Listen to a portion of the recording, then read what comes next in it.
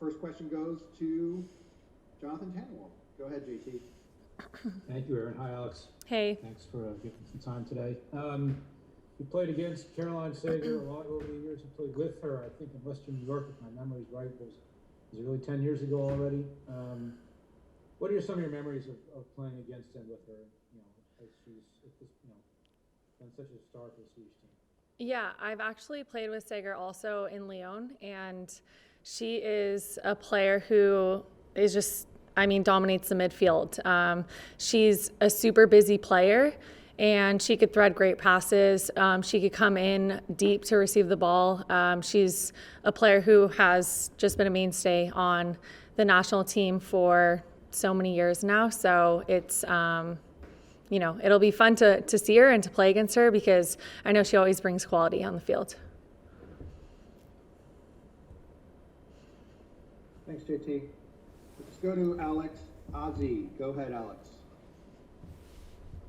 Hey, Alex. Alex with NBC Sports and On Her Turf. I was wondering if you have gotten any guidance or information about, since it was announced that foreign fans won't be allowed to attend the Olympics, if you've gotten any guidance about how that will be applied to players that are new mothers with young kids, and if not, if there are any recommendations that you would suggest.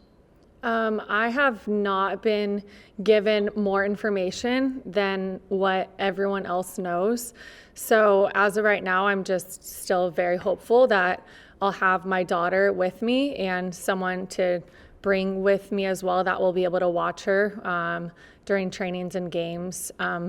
It's unfortunate, but I think that it's expected that there's not going to be foreign fans. I just don't think we're at a place in this pandemic to be able to allow that. But I've always had my family in the stands, so I think that'll be really hard. But at the end of the day, I think it's just understandable. And the biggest thing is us wanting to compete in the Olympics.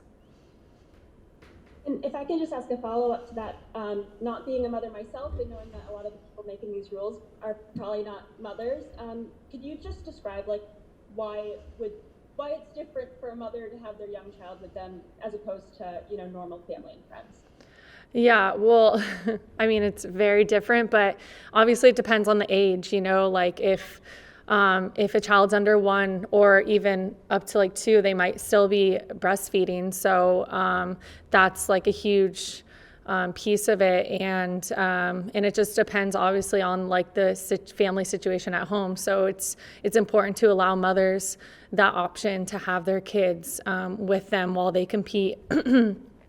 And I've been lucky to be able to do that every single camp and matches with Carli up till being a new mom. But it's incredibly important to feel supported as a mom, and I hope that I continue to feel that way leading into Olympics and in the Olympics. Awesome, thanks, Alex. And Alex, let's go to Meg Linehan. Go ahead, Meg. Hey, Alex, just wondering, in terms of timing, obviously, in Sweden, how are you, the NWSL players, planning to follow the start of Challenge Cup? I know also timing-wise, it's probably not super ideal in terms of the time difference, but what is it like to have to balance the start of the games, but also knowing that you've got national team duty? Watching the NWSL games?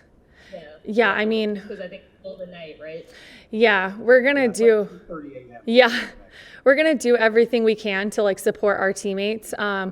I think it's really frustrating just not being able to be there in general, because I've been in Orlando now for 6+ weeks through preseason since the end of She Believes Cup. So to be putting in the work day in and day out like the rest of my national team teammates, and then to be pulled away, or not be pulled away, but to have the Challenge Cup scheduled in a FIFA window, it's just really disappointing. So we're going to do our part to support our team as much as possible and get back there. And I'll be there for the 3rd game. And unfortunately, that's just the situation that it is. But speaking to Sweden this game, I feel like I'm very excited for this game, and hopefully I can support Orlando as much as possible in their first game. I think they've already taken the bus to the airport or something and headed on their way now. So I'm following them as much as I can. Perfect. Thank you. Thanks, Meg. Let's go back to our Swedish friends. Lasse Mannheimer, again, go ahead. Am I pronouncing that right, Lasse?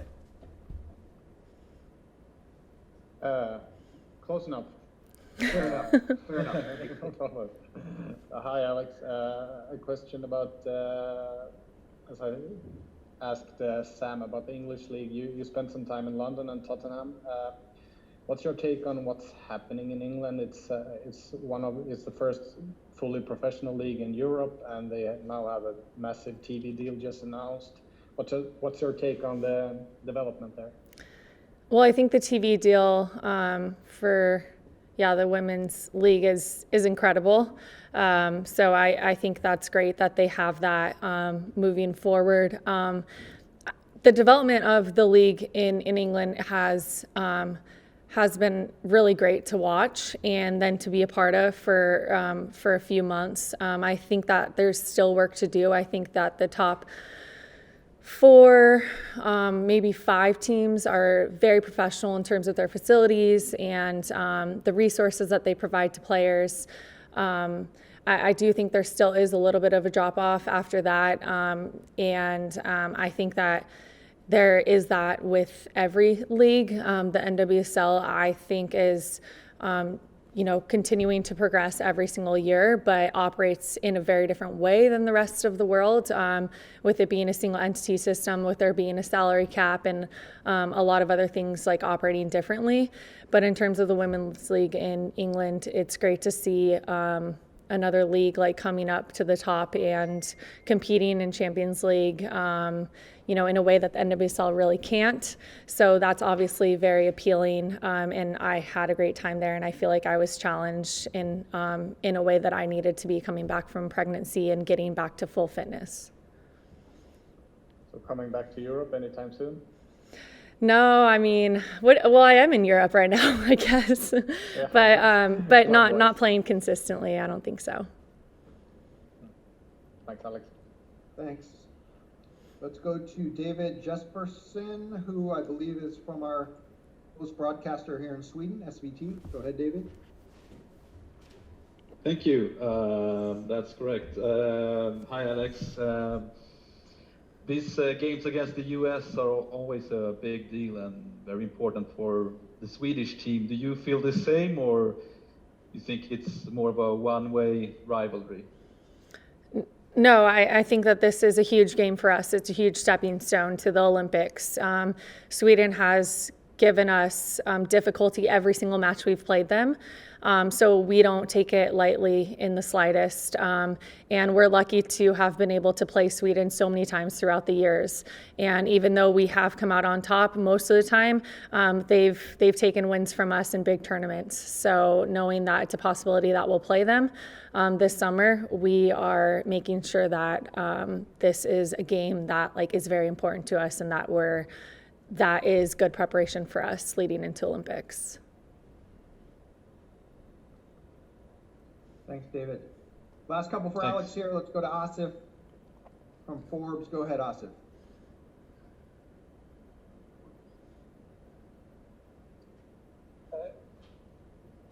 Hi, Alex. I hope you're well. The same question I asked Sam about Carli Lloyd. This week she becomes only the third soccer player in history to win 300 international appearances. Have the squad got anything planned to mark the occasion? And in your time with the national team, how has she changed off the pitch? How has she changed off the pitch? Is that what the second question was? That was the second half of the question. First half was, does the team have anything planned, and has she changed off the pitch over the long duration of her career? Okay. Well, Yeah. it's a surprise what we have planned. No, I mean, we're obviously very excited for her 300th cap. I honestly can't even believe it's going to be 300, because that's just crazy. I mean, I can't even wrap my head around it. When I heard about that and that she was creeping towards it, I just thought that that's just so incredible, and what a feat to be able to accomplish and celebrate. So we want to celebrate in a big fashion as much as we can. Obviously, we're quite limited in staying socially distance and in and around our hotel, but we will at least want to give her, the game ball and all of that important stuff. And off the field, I mean, she's been a captain on this team for a few years, and she's been someone who has always led on the field. So she's an important part of this team, and has been with this team for so long that just the culture of the women's national team and the history of that is ingrained in her and has been passed down from her, really. So it's great to have her on this team and like have her leading the way still. Thanks, Asif. Thanks, Alex. Last one for Alex goes back to Makoto. Go ahead, my friend. Thank you very much. First of all, welcome to Sweden, Alex. You mentioned that you have lost to Sweden in important games before, and considering there is Olympics that's coming up, I'm thinking about the Rio Olympics last time, 2016. This loss, it was a lot of years ago now, but would you say that it's still a loss that hurts you, like as a team, considering that you had the chance, you're a team that used to winning everything, so considering that, is it still a loss that you think about? I mean, I think that, we did well to come back and win in the World Cup, and I feel like we have that to defend. Obviously, there's always going to be that bitterness, behind us of the finish in 2016, and that being the worst finish that we've ever had in an Olympics. There's really no way to say otherwise. So, of course, when you think of it that way, we want to come back and be really dominant in the way that we play, and this is like that first stepping stone to that. And I can remember, them obviously beating us then, but also in 2011 in the World Cup. So they're a difficult team to play, to break down, and so looking forward to this Olympics. I think a lot of the players, especially the players who were here during the 2016 Olympics, it's in the back of our minds, and the players who weren't here, we'll make sure to remind them.